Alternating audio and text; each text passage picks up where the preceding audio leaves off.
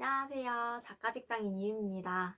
오늘은 지난번에 소재 정하기라는 책 쓰기 5단계 중 1단계에 대해서 이야기해봤는데 오늘은 타겟 정하기에 대해서 이야기해보려고 합니다. 책을 쓸 때 타겟을 정해야 되는 데는 여러 가지 이유가 있지만 가장 첫 번째로는 글에 어떤 내용을 담을 것인지가 이 타겟에 따라 많이 달라지거든요.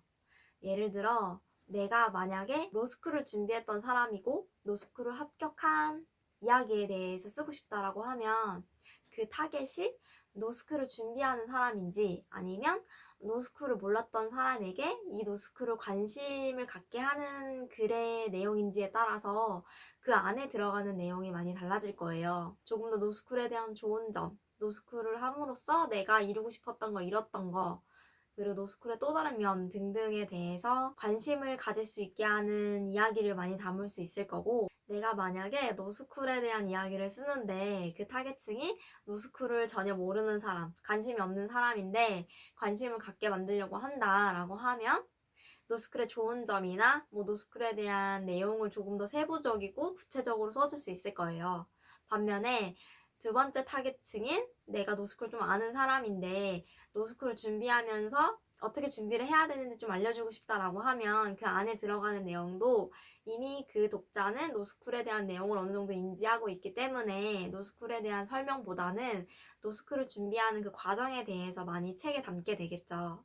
이것처럼 타겟이 어떤 사람이냐에 따라서 그 안에 들어가는 내용이 조금씩 달라질 수 있어서 타겟을 정한다고 보시면 될 것 같아요. 그리고 또 다른 면 때문에 타겟 정하기가 중요한데 내가 어떤 영어 책을 쓴다고 생각을 해볼게요. 영어를 배우고 싶어 하는 사람들을 위한 영어 쉽게 배우는 법에 대한 책을 쓸 건데 그 타겟이 초등학생인지 아니면 초중고 정규 교육을 마치고 성인이 된 사람인지에 따라서 그 안에 들어가는 난이도도 많이 달라질 거예요. 그리고 분위기도 많이 달라질 거고요. 초등학생 눈높이에 쓴 내용과 성인을 위해 쓴 내용이 당연히 달라질 거고 분위기 또한 달라질 건데 초등학생들이 보는 책이라고 하면 조금 더 그림이나 사파 그리고 이해하기 쉬운 내용들이 많이 들어갈 거고 성인을 타겟으로 한다고 하면 어떤 사진이나 좀 현실적인 그림들 그리고 조금 더 심화적인 내용이 많이 담길 수 있겠죠. 이것처럼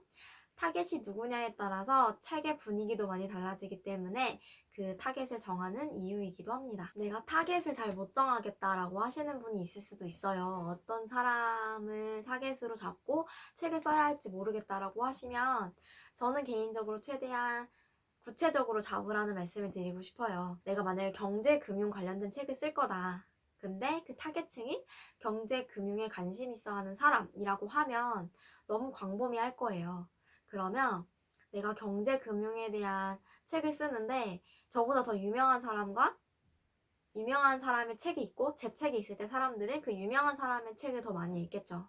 하지만 제가 만약에 타겟을 세부적으로 정해서 20대를 위한 경제금융서라고 하면 아마 그 20대는 다른 경제금융서보다 제 책에 더 많이 관심을 가질 확률이 있기 때문에 최대한 타겟을 세부적으로 정하라고 말씀을 드리고 싶고요.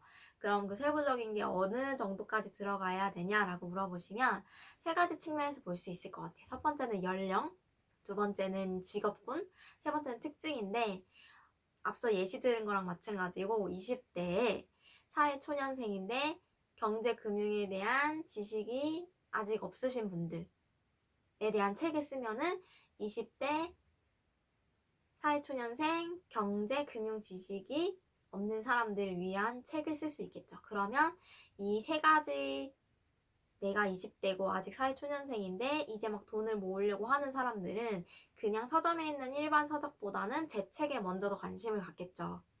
그래서 그렇게 주요 타겟을 잡고 그 사람들을 통해서 입소문이 나면 그 다른 사람들도 책에 관심을 가질 거기 때문에 저는 최대한 세부적으로 잡는 걸 추천드립니다.